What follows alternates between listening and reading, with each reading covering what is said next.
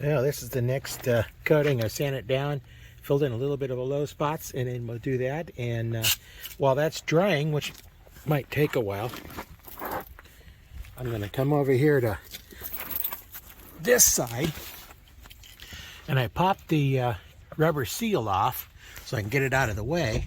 And I'm going to go down here, and there's some rust here, and then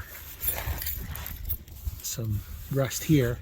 Gotta back a little bit to see, where it's at on the door. There's the driver's door, and then here's down at the bottom.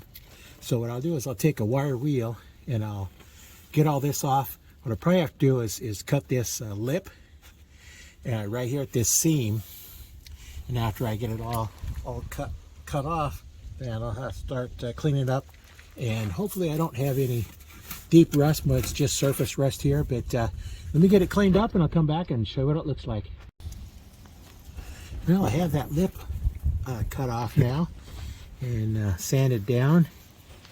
Going along down here, and there's still a little bit of rust up in there, but the primer should take care of most of that. I'm going to spray the weld through primer on here so I can get it primed up in there real good.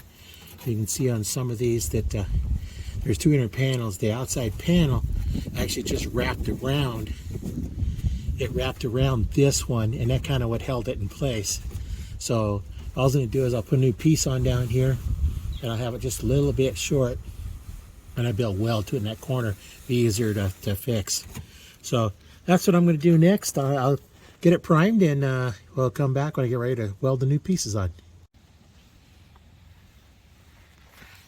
Well, I got it primed and it dried, and then I made the strip that's going to go along here.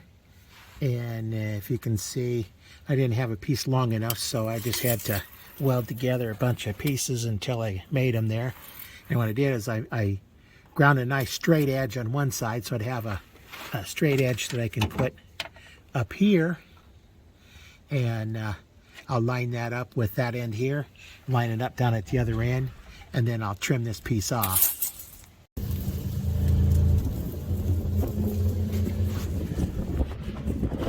Well, I got the piece welded on, and I decided I'd go ahead and put a little body filler in there. These are the drain holes for when water gets inside, and then what'll happen is the water runs down there and it catches on that lip, and it sits in there and then it rusts. And that's what happened to this one. So I went ahead and put buddy putty in there, or filler, and then I have a little bit on the outside here where I have a touch up just a little bit there, and I'll have a little bit of sanding to do along that ridge over there, and then ready for primer. Well, I have it all sanded down and painted up with the primer, ready for the paint. Probably not going to get to it this year because I have a problem with doing this outside, and when it gets cold you can't paint too well.